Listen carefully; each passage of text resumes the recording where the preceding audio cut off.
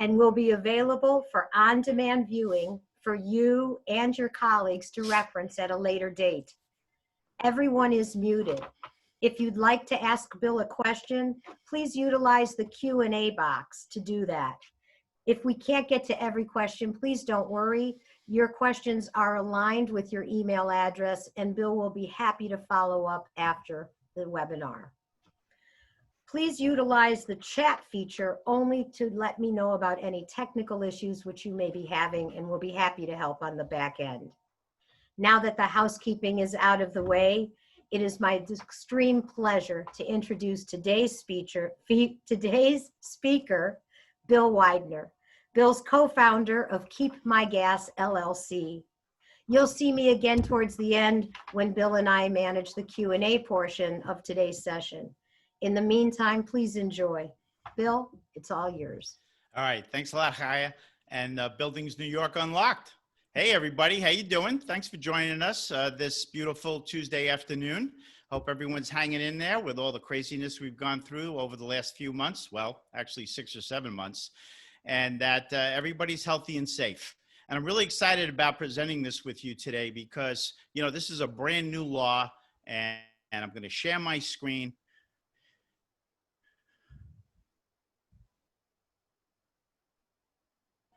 Of course, I shared the wrong screen. That's okay, Bill. There it goes. Yep, there it was. All right, there we go. All right, now we got the right screen. So we're going to talk about navigating New York Local Law 152, periodic inspection of gas piping systems. This is something that's been around for a while, but it's only beginning to be enforced as of 2020. And then, of course, some of the months that nobody was able to actually get out and do these things has hampered the ability to get everything done.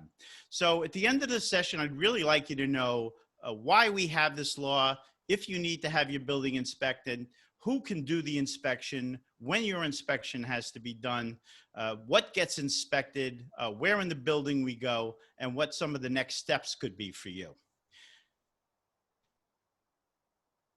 Okay, there we go. All right.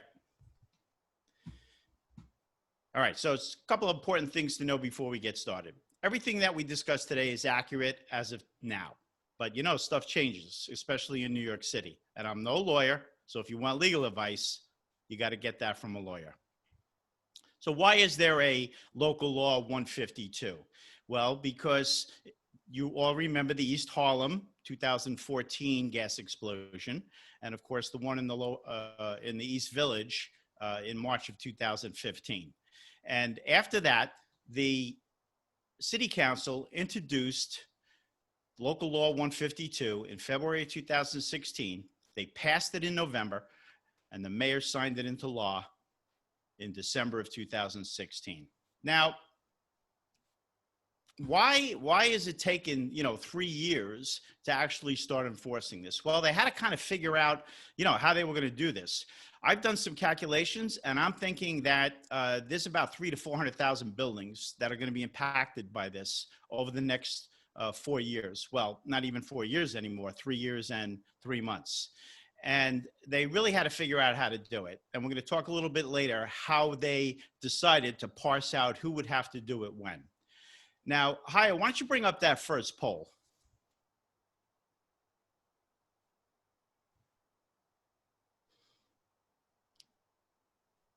All right, so, this is a big question. Do I have to worry about this if I don't have gas piping? Let's take about 15 to 20 seconds for everybody to answer that. Be interested in knowing what it is that you think, and then I'll answer that question after we look at the results from the poll. But in the meantime, I got the little circle with the cross through it, right? R3 occupancy group. Now, you all know that there are many different classifications that we have to look at when we're looking at real property in the city of New York. One of them is zoning, one of them is tax class, and the other is the occupancy group. The occupancy group is not as well known. So an R3 occupancy group includes single-family dwellings and two-family dwellings and some other things which are really not relevant to this. Nobody in occupancy group R3 has to have this inspection done. So if you have a single family dwelling or a two-family dwelling, then you don't have to have it done. However, we have the results. So the results are, okay. 62% said, yes, I do have to worry about it if I don't have gas piping, and 26% said no, and 12% said they don't know. All right. Well, the answer to that question, and I'll get back to the R3, is if you have gas,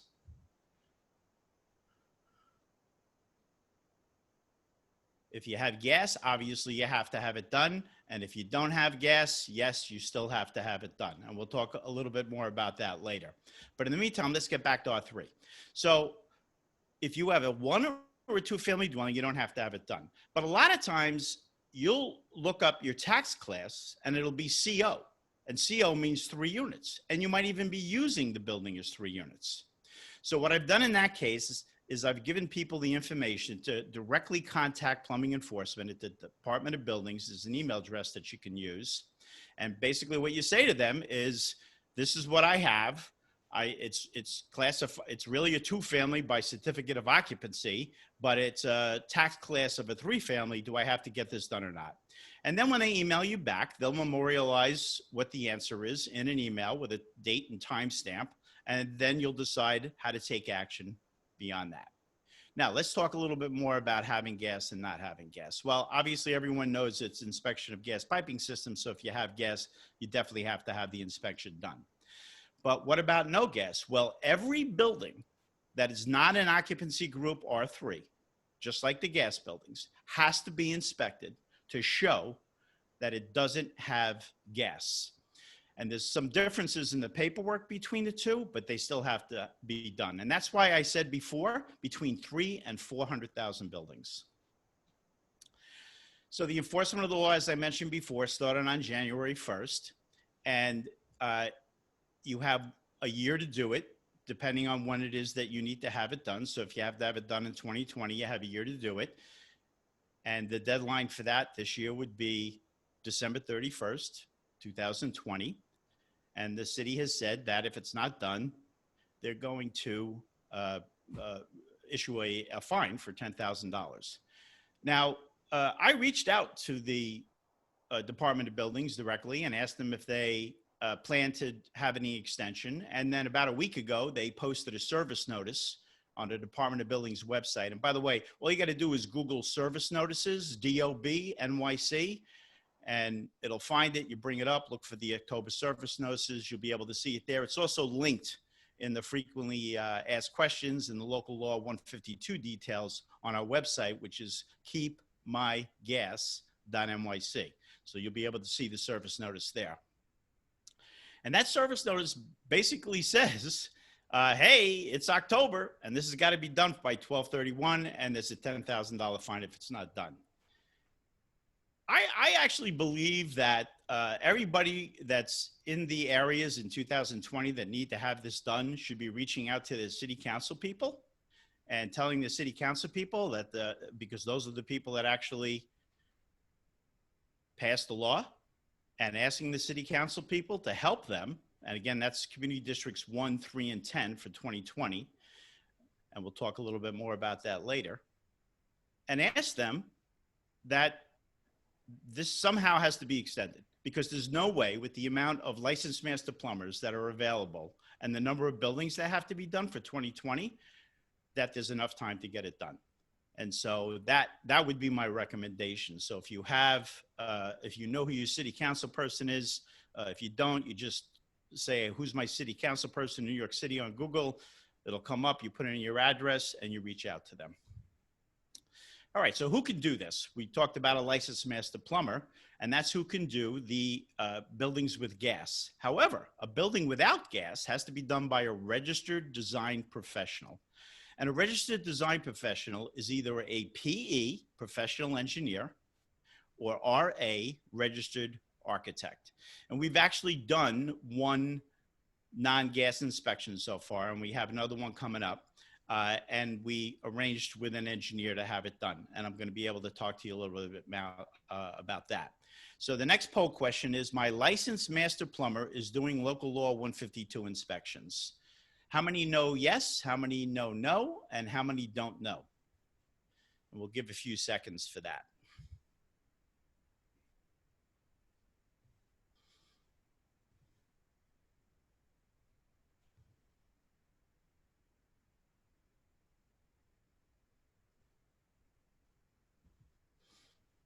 All right, here we go. So it looks like 51% said yes, that's good. Get them in there to do it now. And 11% said no, and 39% said don't know. You know, for that 39% that don't know, you want to call up your licensed master plumber, find out if in fact they're going to be doing this. And if they are, have them come in and get it done for you. And if they're not, because a lot of master plumbers have kind of opted out of doing these things for various reasons, then you want to find someone that's going to be able to do it for you. All right, we're going to the next slide just as soon as it works. There we go. Okay. So what happens during the inspection in a building without gas? That's the easy one.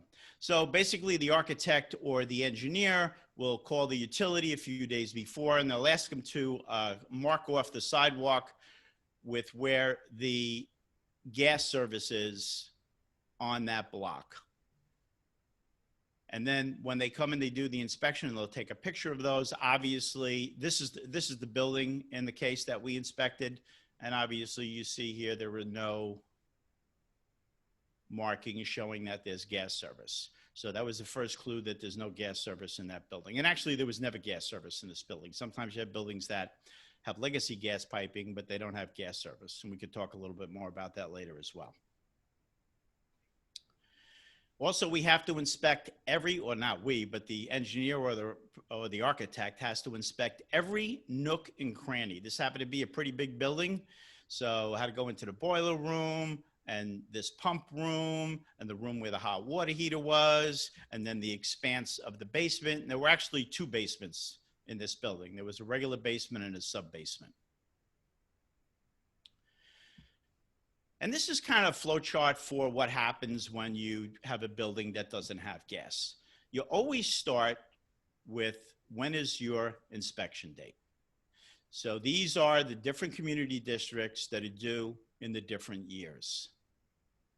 So 1, 3, and 10, as I mentioned before, in all 5 boroughs in 2020, and then the rest in 2021, 2022, 2023. And then every 4 years thereafter, which just like local law 11, where you have to start, I believe it's 6 years after the first time you did it, you got to do it again after every 4 years.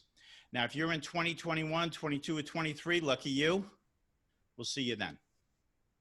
Now, if you're in 2020, you want to schedule an inspection with your professional engineer, your registered architect, or you can give KeepMyGas a call and we'll arrange that for you with licensed master plumber, who happens to be my brother. And by the way, he was supposed to be here today. And it's not that he's not here because he doesn't want to be, but he was doing inspections today. And he had to wait around for Con Edison to show up at a specific building. And I'll share that story with you later. So he wasn't able to be here. And, you know, that's what happens. We're doing this in real time. So the professional engineer or the registered architect will complete the inspection. And if you, in fact, have no gas, like that building that we showed you before in the pictures, then we prepare something called the GSP2. So there were 2 forms, and I'm sorry, not GSP, GPS. GPS stands for Gas Piping System. So the GPS1 is a report, and the GPS2 is a certification. So the GPS1 is not applicable in a non-gas piping because there's no report, because there's no gas piping. So in a non-gas piping building, we would fill out the GPS2, and then the registered architect or engineer would seal it with their official seal and sign it. And then 2 things happens with that. The hard copy and scan are sent to the owner of the building, and then a scan of it is filed on a specific portal, which is also linked on our website. And we take care of that for you But if you have a registered architect or professional engineer, it's going to be easy for them to go into that portal. It's very self-explanatory. And that's filed. And there's a place where your email can go in there so that as soon as it's filed, you get an automated email from the Department of Buildings saying that it was filed. So that's your memorialized proof that it was filed. Plus, you have the hard copy, you have the scanned copy, and you have to hold on to this, at least the scanned copy, for 10 years. We actually reached out to the Department of Buildings. We asked them if a scanned copy is good for the record archive, and they said yes. And then you're good. See you in 4 years. Now, if we went into one of those buildings, the architect or the engineer went into one of those buildings and found that there was gas service, then we would investigate that more. And if it was truly live gas service, then you would have to go to the next step, which is schedule an inspection with your licensed master plumber and do a gas piping inspection.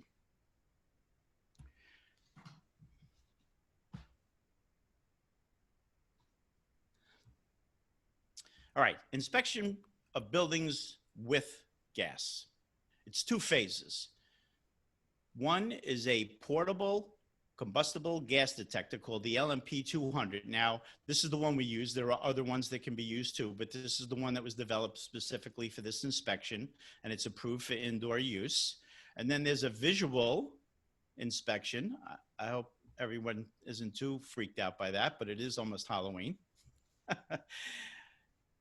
So what happens is the beaters and the manifolds, all the exposed gas piping, and all the hallways, lobbies, and corridors. Private tenant spaces are not inspected. So we don't go into the apartments. And even if there's meters in the apartments, like there are in some older buildings, the Department of Buildings specifically stated you do not go into the private tenant spaces. That includes commercial private tenant spaces. So let's say, for instance, you had an office building that had offices in it. You would not go into the private tenant spaces. Let's say you had a mixed-use building, and the mixed-use building had retail on the first floor or a restaurant. You would not go into the retail store or the restaurant. However, if one of those commercial spaces is leasing basement space from you that has exposed gas piping or has meters or manifolds, or is part of the point of entry of the gas service, then we would have to access that space. So you would have to make arrangements with the commercial tenant if that space was sectioned off from the rest of the basement so that we'd be able to get in there. All right, so here's some pictures of what happens in the inspection. So as I mentioned, we use a portable combustible gas detector. So the first thing is, and this is my brother, by the way, he walks in the front door right here. He has it on. He walks through the hallways, walks up the stairs, walks through the hallways on each level. If there's an elevator, he takes the elevator to the top. He likes that better. And then he walks down the stairs and figures out if there's any gas leak in the ambient air in the apartment. We're not going into the apartments, but obviously if there was a gas leak, this device would pick it up.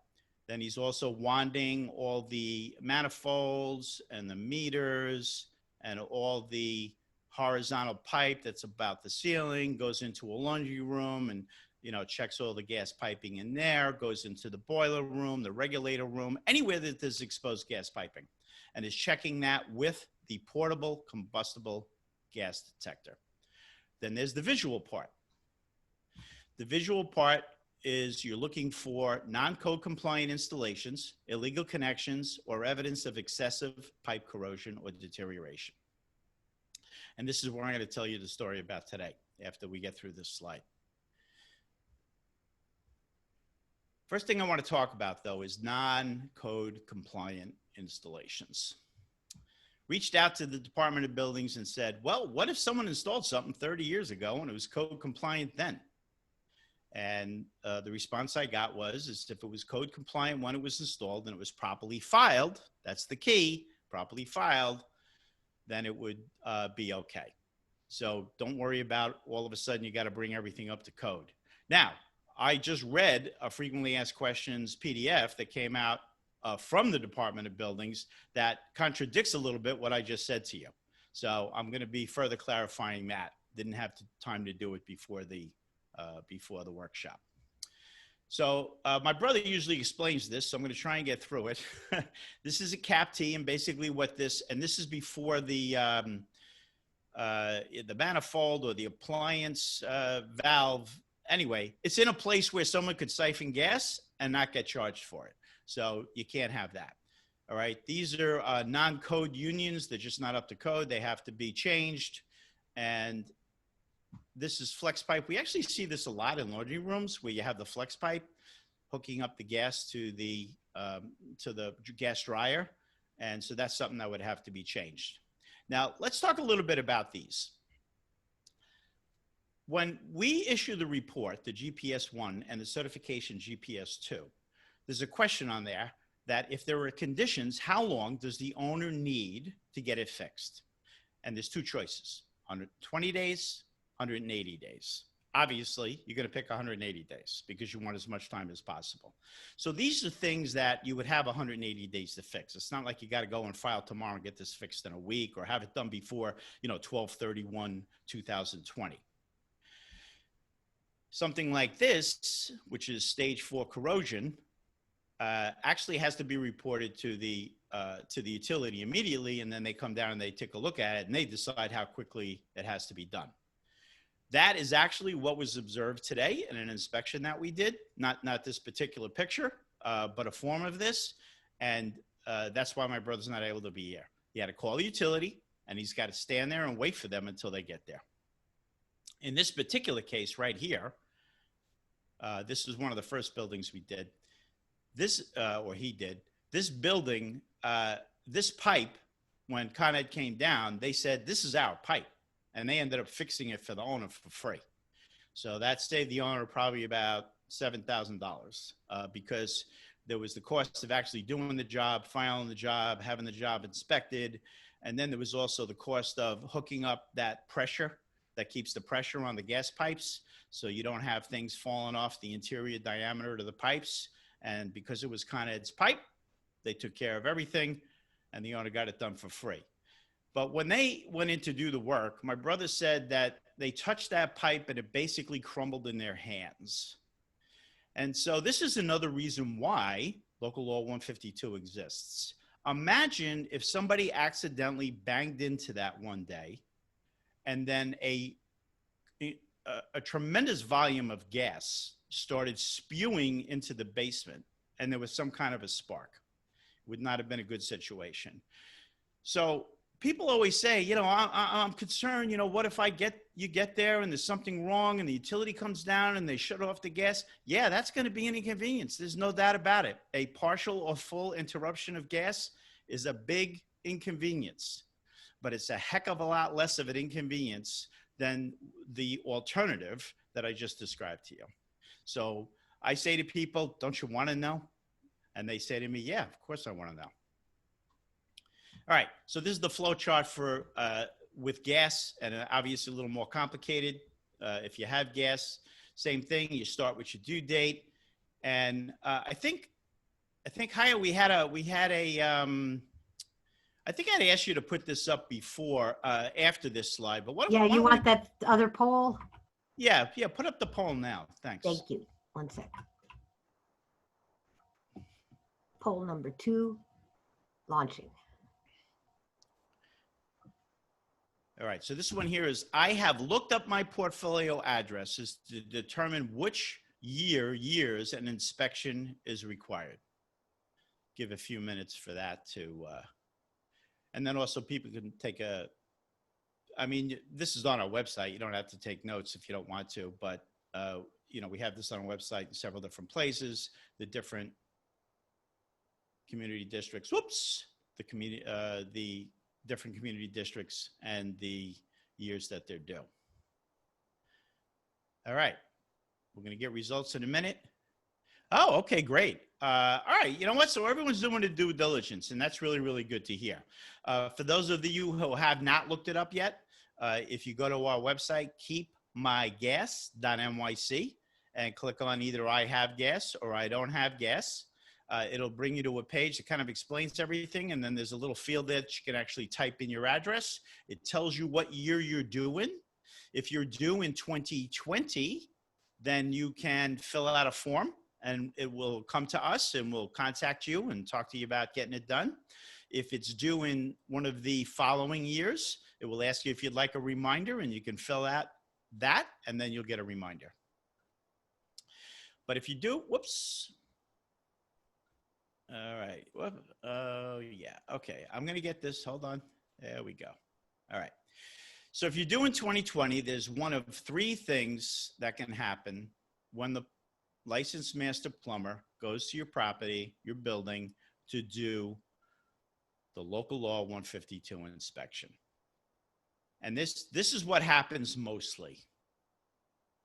Most of the buildings that we've done, and we've done almost 50 buildings so far, and almost 500 meters in those 50 buildings. So some of them are three families with, 3 or 4 meters, and one of them had 111 meters, and it was, 110 unit building and everything in between. Most of them are showing up with no conditions and no leaks. Now, when that happens, we fill out the report, which is the GPS 1. We fill out the certification, which is the GPS 2.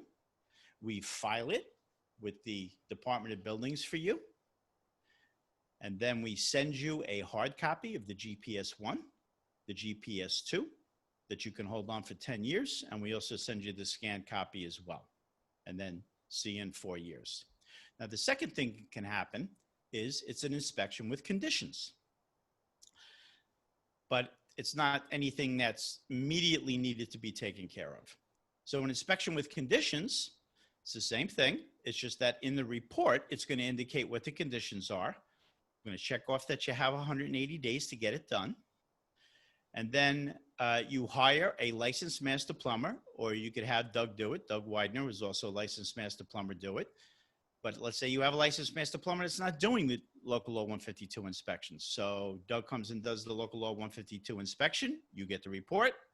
You give it to your licensed master plumber. They file. They take care of whatever it is that has to be done. And then they can actually fill out that new certification, the GPS 2, and upload it to the DOB portal to indicate that the conditions that needed to be corrected have been taken care of. So we don't have to come back and do another inspection and charge you for another inspection.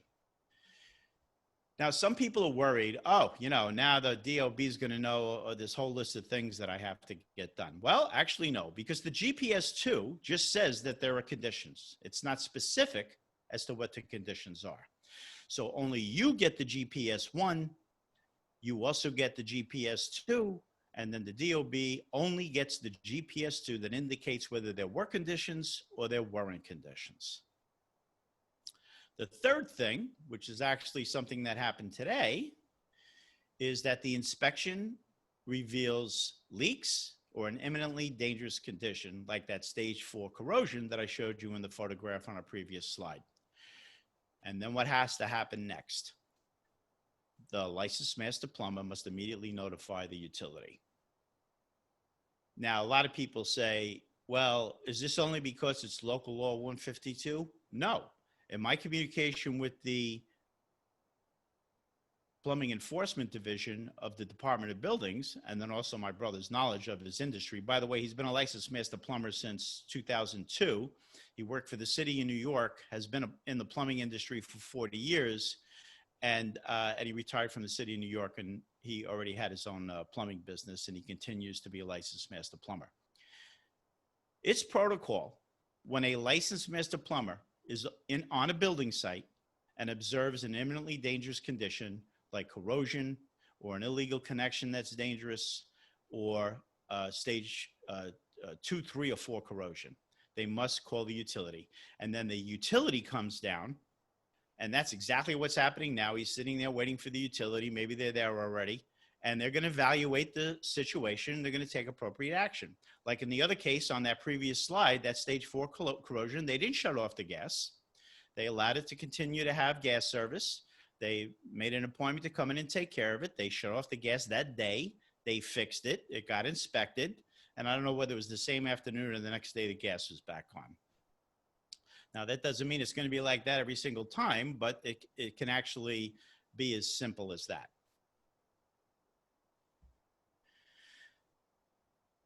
All right. So, this is actually the end of the slide presentation, and we're going to start to take some questions. But before we do that, I want to say again, thank you so much for Haya. Thank you so much. We have another poll. Haya, thank you so much. I'm glad you. This is great, Bill. Before we start the Q&A, we thought we would just see how many people, we had this in the background, see how many people know where they are now, and then I will start Q&A with you. All right, cool. We've got a good number of people have already voted. Take a few more seconds and then close this poll and share it.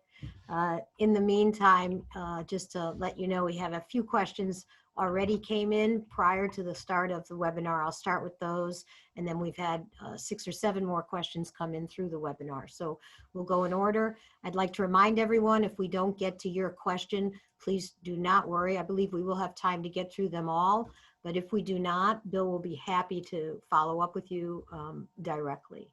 So 15% believe that they will extend it, and 53% believe they won't, and then the remaining 33% don't know. So again, I spoke to that a little bit earlier in the presentation, and my personal opinion, and it's based on an understanding of the volume of work that needs to be done, that it's not going to be physically impossible. It's not going to be physically possible for everybody to get their building inspected before the end of December this year. And as a result, and that's as a result of the pandemic. We were actually going to originally launch KeepMyGas in March, and we didn't launch it until August. So we were held up, 5-6 months. Now, if we were able to start doing these things, all the licensed master plumbers were able to start doing these things in February or March, then maybe there was a chance that it would have been able to, because we believe there's about 70,000 buildings that are impacted this year, that it would have been able to be done. So I implore you to reach out to your city council member and say to your city council member, you made this law in 2016. Then you gave the enforcement of it to the Department of Buildings, and the Department of Buildings figured out how they were going to parse when it could be done. And then all of a sudden, in the middle of nowhere, something happened that nobody ever could have predicted. And it just really isn't fair to expect the people in 2020 to be able to comply with this in time. And so I implore you to go ahead and do that. As we know, a lot of different aspects of what's going on in the real estate industry. I'm actually a commercial real estate broker, so I have a real understanding of that. What property owners are going through with commercial leases and residential leases, and what's happening with the lien sales and tax deadlines. And they've extended a couple of these things. They extended the moratorium, and then they've also extended the moratorium on evictions, right? Which really doesn't advocate for landlords, but things have been extended in different sectors of the government jurisdiction, and maybe there's a possibility that on December 20th, the DOB says, you know what, you're right, we're going to extend this, but I wouldn't count on it. Do everything you can to make that happen, but I wouldn't count on it. If you can get this thing done, get it done. And so at this time, I'd like to work with Haya. Thank you, Haya, again for. Thank you, Bill. That was a great amount of a lot of information, great information to remind everyone. We are getting to the Q&A portion, but as Bill mentioned several times, KeepMyGas.NYC is his website where you can find additional information and more detail of this information. Right. And by the way, Bill, I think I might have said KeepMyGas.com a couple of times, but it doesn't matter. It goes there anyway. Good to know. Why do we need an inspection before 10 years, which is what they allow for new construction, if we've recently renovated everything? Because it's inherently the same as a totally new building system would be. Right. And we looked at that question earlier, you and I. And Here's what obviously I can't answer that question because I'm not the Department of Buildings and they're the ones that are enforcing it. But we've had a couple of cases come up. We're really not sure what to do. And I'll give you an example of it. So there's one tax lot that has two buildings on it, and each building has its own BIN number. And these forms, when you fill them out, you put in the BIN number. So it's not by tax lot, it's by building. So again, one tax lot, two buildings. The front building has gas. The back building no longer has gas. So I spoke to the owner and I said, I think you're going to need two different inspections, a non-gas and a gas. And I said, and the only way to really know for sure is to query the Department of Buildings, which we did. I assisted them with that. And they came back and they said, a no gas inspection in the back and a gas inspection in the front. So in a case like this, I understand why you would believe that if a new building doesn't need to be done for 10 years and you've just completely changed the gas piping system in the building, that should qualify like a new building does, not to be inspected for 10 years. So what I would recommend, and I'm happy to assist with that, is that you reach out to plumbing enforcement at the Department of Buildings.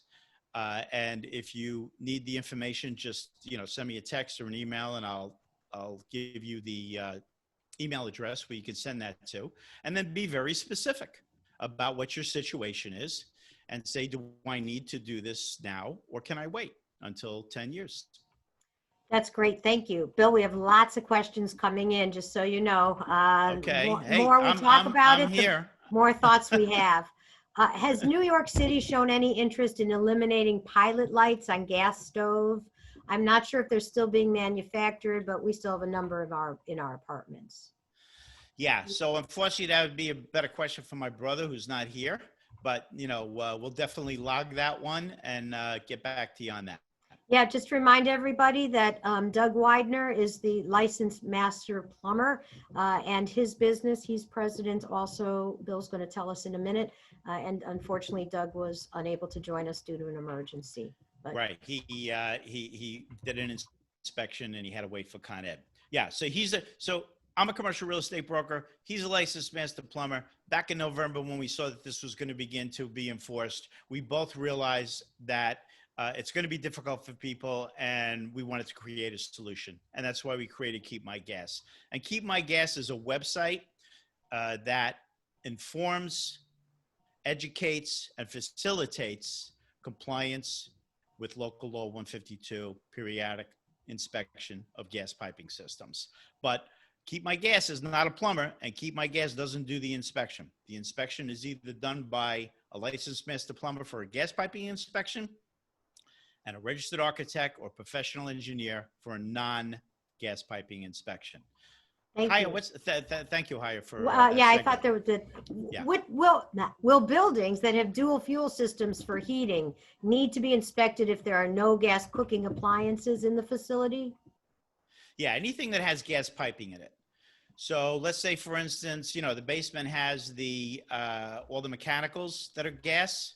And when they say dual, I believe what they mean is that the boiler can either operate off of gas or it can operate off of oil. And in that case, there's still gas piping in the building. So yes, it would have to be inspected. And we've actually done many that have those dual systems already. Now, technically you wouldn't walk the hallways because there's really no gas in the apartments because it's all electric stoves, but we still do it. We still walk the hallways because we don't know what's in the apartments. Right. Then you have all the backup that you need. Right. So how likely do you feel, Bill, that the DOB is actually to issue very steep $10,000 fines during an economic meltdown such as we're having? I don't think it's a good idea, but that's my personal opinion. But I would never venture a guess on that. I think what you might want to do is just look around you and what's happening in the environment in New York City. Not to get political, but it doesn't seem to be easing up much for property owners. And that's why I go back to get in touch with your city council member. The squeaky wheel gets the grease. And you get the most current information that way as well.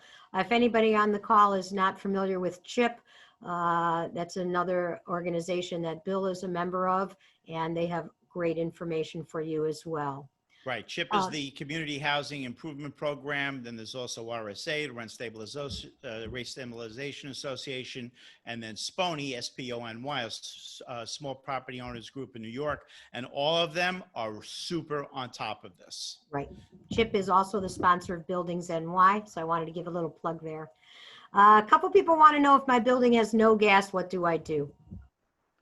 So if your building has no gas, as we mentioned, even buildings without gas that are not in the R3 occupancy group, and R3 is single family and two family dwellings. So if you have something that's more than a two family dwelling and it doesn't have gas, it still has to be inspected. And it's not as much paperwork, but there's still an inspection that has to be done to show that you do not have gas. And a GPS2 certification needs to be completed by the registered design professional, which is either a professional engineer or a registered architect. And then they sign it, they seal it, and it gets uploaded to the DOB portal for those certifications. And then you get a copy of it to hold on to it for 10 years. And we can arrange those for you as well. I'm going to put these two questions together. I believe you've answered them, but they're a little more specific maybe. But the first says an LMP, licensed master plumber, has to have a gas certificate also, correct? They're asking you to verify that. And the second question says, can your company, KeepMyGas, inspect both gas and non-gas piping buildings, meaning your team has a professional engineer on board? Right. So right now, the licensed master plumber is my brother, and he's part of KeepMyGas, but his company, DW Plumbing, does the gas inspection, and he is certified for gas.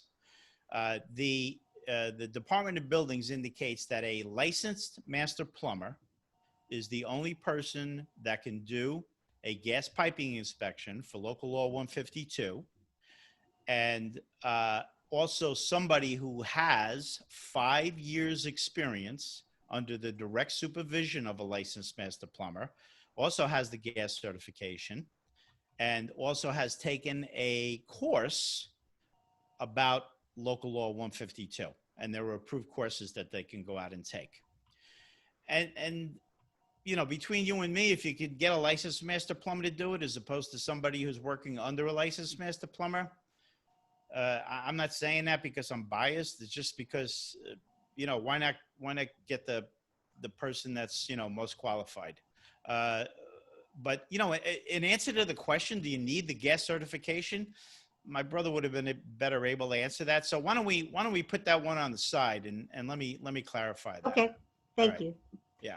Are any repairs? I want to get to the second part. Oh, sorry. Go ahead, Bill. I'm skipping. Yeah. So the second part of the question was, do we have an engineer or a architect on as part of our team? Right. So KeepMyGas arranges gas piping inspections and non-gas piping inspections with third-party professionals that are qualified to do so. So for the gas piping inspection, that's my brother right now. There will be other plumbers in the future, but there'll be third-party plumbers. They're not employed by DW Plumbing. And the same with the registered design professional. They're not employed by KeepMyGas. They have their own companies. And basically we, assign the work for them as a consultant, and then they go out and they do it. And, we work on the paperwork for them. And we do have, yes. And the answer to the question is yes, we do have people. Yeah. Thank you. That we have that arrangement. You have people and you know people. Right.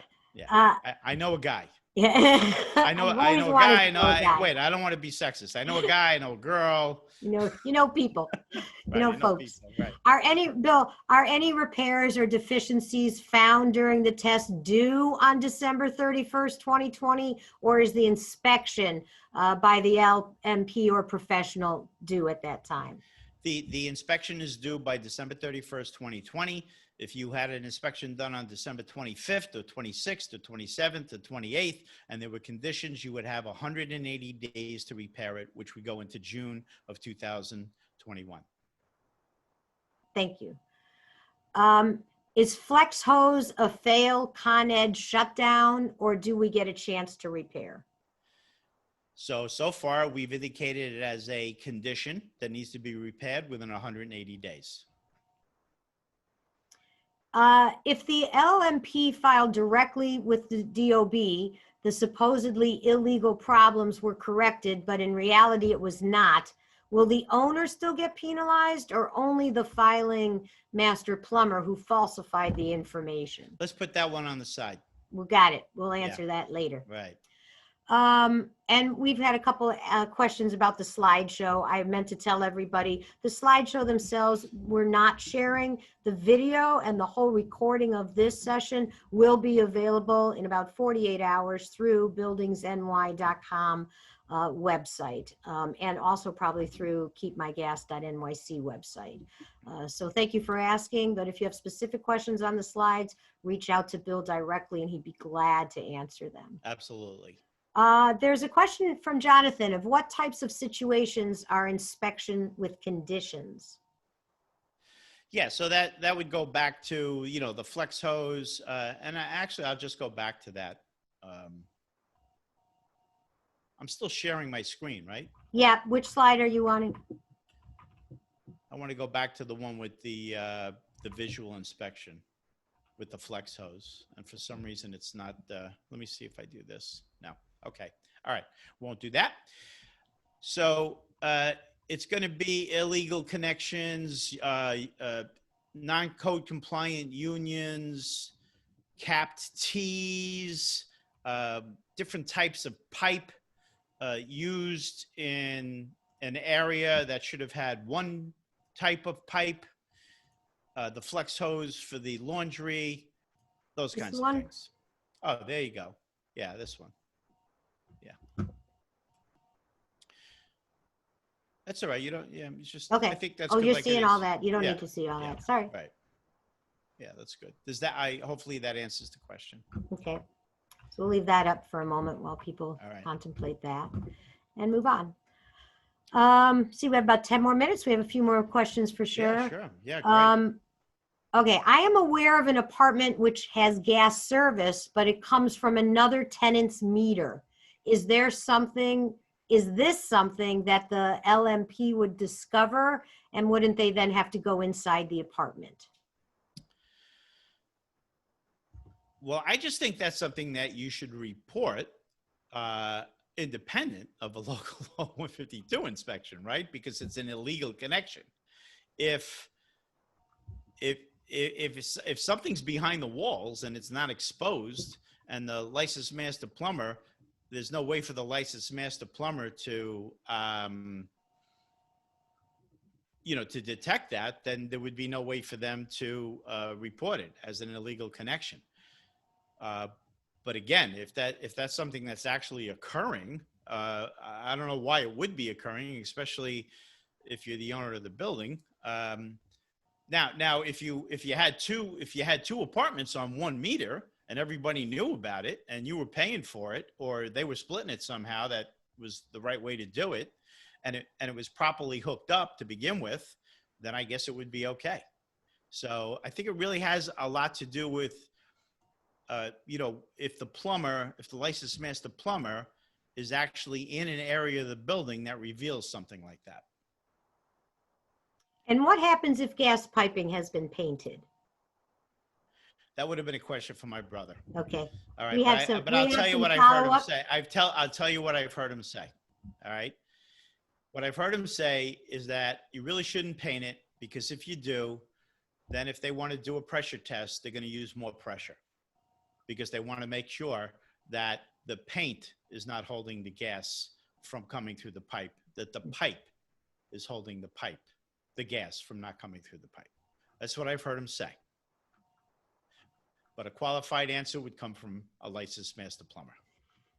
I think that Robert just has a statement to share, which is that my building had our gas lines repaired in 2017, and it's taking 19 months. So. Right. So I'm sorry. I'm sorry. Who was that brought that up? Just one of our participants. You'll see through the email. But and what's his name? Robert. Robert. If you have anything to add, please type it in now. In the I meantime, think what Robert is saying is that he had a partial or complete interruption in gas service, and here it is almost 2 years later, and everyone is still inconvenienced. Yeah, and again, the way things work here, not so great sometimes. And you know what? Con Ed's a utility. And I'm getting a little bit on a soapbox here. National Grid is a utility. The divisions of New York City, the departments in New York City that deal with buildings, and the agencies that deal with properties, uh, are uh, are a service to the people that live and work and own real estate in the city of New York. And so when something's not working, we need to reach out to our city council people and say to our city council people, this is not working. This has got to be fixed. Otherwise, how are we going to operate? Especially now during a pandemic, when it is exacerbated what already was a difficult situation for property owners in the city of New York. So, Robert, I'm glad you made that statement. You got me going. yeah, Robert has a few more questions and comments. I'm sure you two will start emailing about it. He would like to know if his building is responsible for the commercial space, which is a restaurant, and that All right. restaurant So, pays so, all their gas all right. bills. So I'm going to make an assumption to the context of that question. So we don't go into the private tenant spaces. So if someone has a restaurant,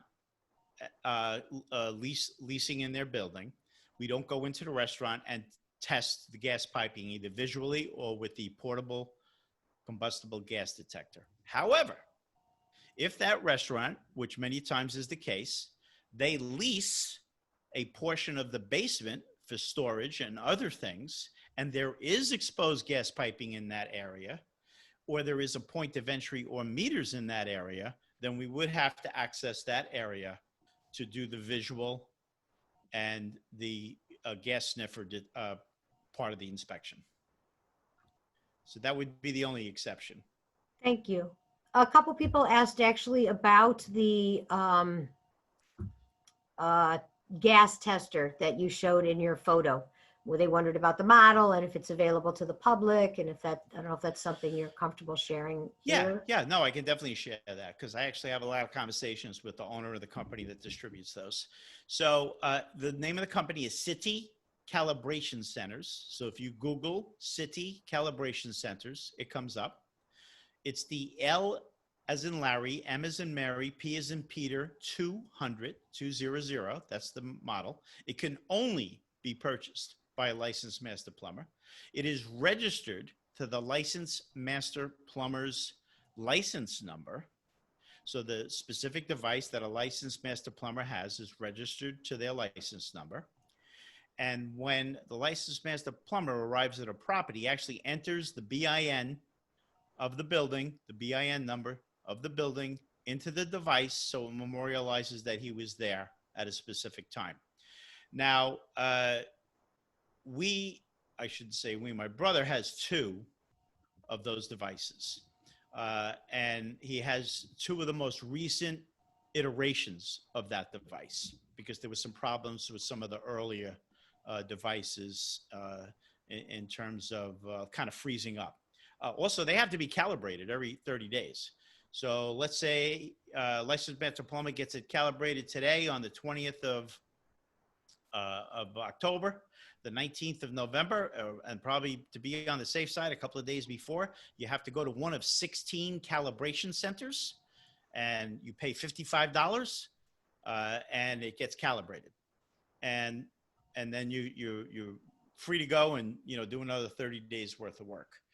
And that's to make sure that the machine is operating properly. It's detecting gas when it's supposed to, and it's not detecting gas when it's not supposed to.